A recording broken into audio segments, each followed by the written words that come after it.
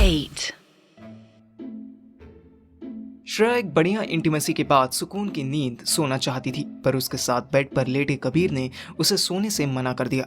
उसके हिसाब से एक और चीज अभी बाकी थी। श्रेया क्यूरियस थी। कबीर अपनी पैंट में कुछ ढूंढ रहा था। श्रेया की नजर उसकी मैस्कुलिन बॉडी पर ऊपर से नीचे डांस कर रही थी। श्रेया का मन फिर मचलने लगा। तभी कबीर ने जेब से एक पॉलिथीन निकाली। सीधे होकर बैठो। श्रेया उठी, खुद को आधे चादर से ढका और बेड पर बैठी। आंखें बंद करो अपनी। अरे पर ऐसा क्या? सुना नहीं मैंने क्या कहा? कबीर की आवाज में ऐसी धमकी थी कि श्रेया फिर कोई क्वेश्चन नहीं कर पाई। उसने तुरंत आंख बंद कर ली। उसको अपनी उंगली पर कुछ ठंडा ठंडा फील हुआ। श्रेया ने तुरंत आंख खोली।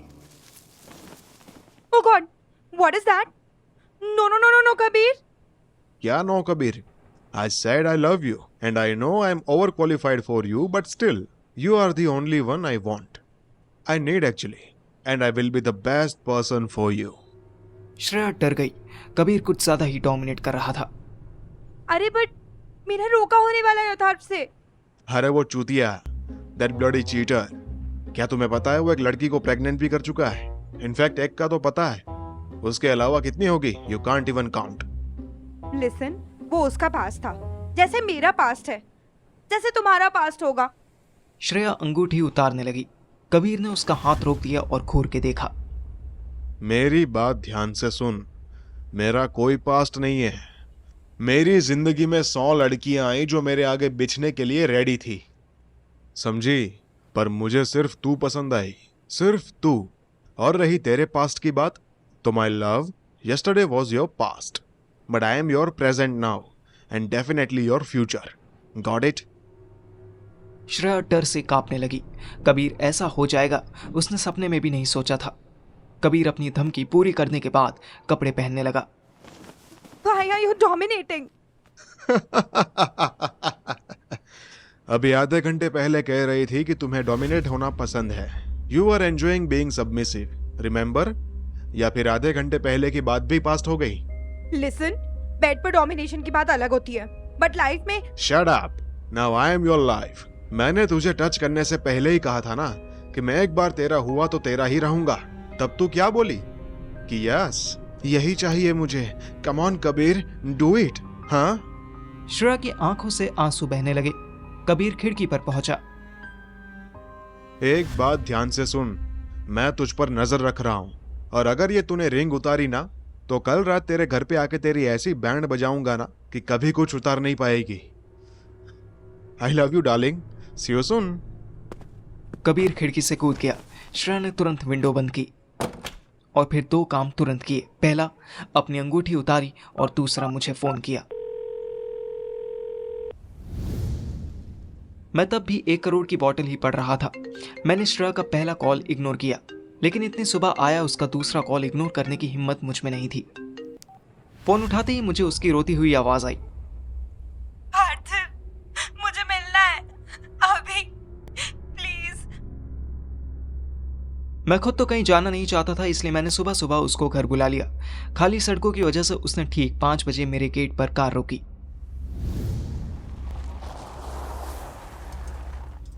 मेरी माँ के उठने में अभी 1 घंटा बाकी था।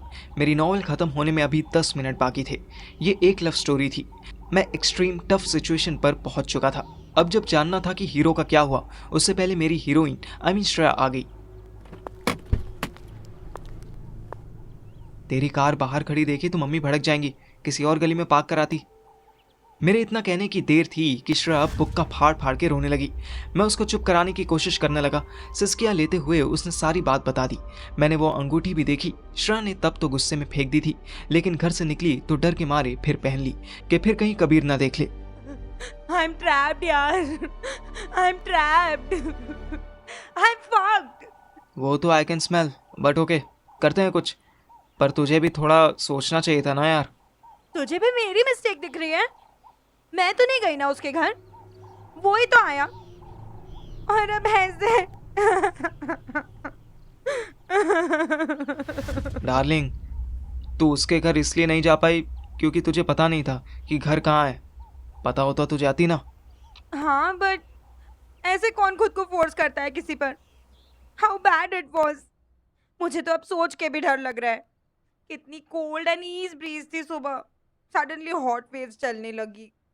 मैं फिर उसे चुप कराने लगा। उसने मेरे चेस्ट पर सर रख लिया और सुबक सुबक कर रोने लगी। कुछ सेकंड्स बाद ही उसने अंगूठी भी उतार कर मुझे पकड़ा दी और मुझसे कस के चिपक गई। उसका चिपकना किसी बच्चे जैसा था। बच्चा भी इंसान का नहीं, बंदर का। जैसे बेबी मंकी अपनी मम्मा से चिपक जाता है, वैसे ही वो भी मुझसे लिपट गई। 1 मिनट बीता, 2 मिनट बीता, 5 मिनट गुजरे तो मुझे फील हुआ कि सारी रात की जागी और ताबड़तोड़ सेक्स करने से थकी श्रेया बैठे बैठे सो गई थी। मैंने धीरे धीरे से उसके पीछे रखी एक नॉवेल उठाई और पढ़ने की कोशिश करने लगा। एक लाइन ही पढ़ी थी कि श्रेया उठ गई। आई डोंट नो यार, मुझे क्या हो गया है। क्या हो गया है? कुछ नहीं हुआ। एक लड़का तुझ पे लट्टू हो गया है, उसको घुमा के फेंक देंगे हम, तू टेंशन मत ले। श्रेया मुझसे अलग हुई। मैंने चुपके से किताब वापस रख दी। वो अपनी आंखें साफ करने लगी। मुझे पता नहीं यार क्या हो गया है। I am craving for sex each and every night. I was like, वो होता साथ में तो ये होता तो, कोई नहीं तो तू ही इमेजिनेशन में आने लगता है यार। ओ पक, ये तो अथर्व वाले कीटाणु हैं। ये तेरे अंदर कैसे ट्रांसफर हो गए? डोंट नो, मैंने तुझे बताया था कि कबीर पहले भी आया था। उस बार मुझे डाउट लगा था कि मैंने सपना तो नहीं देखा, बट अब मुझे याद आ रहा है कि मैं तब भी उसके ऊपर अट्रैक्ट हो रही थी। अब वो फोर्सफुली शादी करना चाहता है।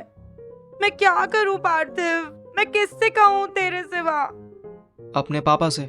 वो बहुत बड़ा स्पाई है, ये तो तुझे पता चल ही जाएगा। लेकिन तेरे पापा बहुत बड़े, बहुत कुछ है। वो politician, businessman, father, contractor etcetera, हर फील्ड में बड़े हैं। उनसे help. Are you out of your mind? No, not yet, at least. यार बहुत मुश्किल से मम्मा ने उन्हें अथर्व के लिए मनाया था। अब कबीर ऐसे रात में आकर मुझे थ्रेटन कर गया। You know what will he do? No idea. क्या करेंगे? श्रेया मेरे कान के पास आई। कबीर की कॉन्ट्रैक्ट किलिंग करवा देंगे और मुझे भेज देंगे London. Not a bad deal यार। लंदन जाने के लिए कौन मना कर सकता है? ओ हेलो, ये कोई वेकेशन नहीं होगी। मुझे परमानेंटली वहीं शिफ्ट कर दिया जाएगा, अकेले, विदाउट फ्रेंड्स एंड फैमिली। कितना सही कॉन्सिडेंस था कि जो नॉवेल में पढ़ रहा था उसमें भी हीरोइन का नया नया बाप उसे ऐसे ही जगह भेज देता है जहां वो अपने हीरो से बहुत दूर हो जाती है। देख, पंगा तो तूने बड़ा वाला ले लिया है, इसका सोल्यूशन भी कोई बड़ा ही होगा। अभी मुझे सोचने का थोड़ा टाइम दे। और फिर तू तो खुद फेमिनिस्ट अल्ट्रा प्रो है। वो तुझे धमकी देता है तो उसे धमकी दे, ऐसी तैसी कर दे उसकी। इतना डांट साले को। श्रेया ने हाँ में सर हिलाया। और इस रिंग का क्या करूं? कौन सी रिंग? जो तेरे हाथ में है। ओ ये तो एक्सपेंसिव लग रही है यार, इसको बेच देते हैं। Shut up. उसको पता चला कि तूने बेची है तो ही विल किल यू। मैं मुस्कुराया। एक यही काम तो वो नहीं कर सकता था, पर मैं ये सीक्रेट श्रेया को भी नहीं बता सकता था कि वो साला मेरे बाप का चेला है। वैसे कभी मेरे बाप के रूम से कैसे गायब हुआ, ये अभी भी मेरे लिए एक मिस्ट्री थी। क्या सोचने लगा? डर गया? नो, अभी तक तो नहीं। तू ये रिंग मेरे पास ही रहने दे। अगर दोबारा तुझे दिखे तो ये बोलियो कि रिंग पार्थिव ने ले ली है, जाके उससे वापस ले ले। तू पागल है क्या यार? मेरे लिए तो इतनी बड़ी रिस्क क्यों? डोंट वरी श्रेयो, मैं हूं ना, तू जा अभी। मम्मा किसी भी टाइम उठ सकती हैं, देख लेंगी तो गड़बड़ हो जाएगी। हल्की हल्की रोशनी होने लगी थी। चिड़ियों की आवाज़ और ठंडी हवा के रास्ते मैंने श्रेया को घर वापस भेज दिया। अब वो काफ़ी रिलैक्स्ड थी। मैं फिर से बुक का क्लाइमेक्स पढ़ने बैठा ही था कि अथर्व का कॉल आया। क्या प्रॉब्लम है इस जेंटलमैन को? इसकी माँ का इसका बाप। हाँ, क्या है? भाई लेने आजा प्लीज। क्या लेने आ जाऊं? तेरी गांड की एग्जीबिशन लगी है क्या? अरे बिल्कुल यही समझ ले यार, प्लीज आजा यार, प्लीज। अथर्व की आवाज में दर्द महसूस हो रहा था। तेरी वॉइस इतनी दर्दीली क्यों आ रही है बे? भाई मेरी आवाज ही नहीं, मेरी पूरी बॉडी दर्दीली है। तू बस रेलवे स्टेशन आजा। कहाँ?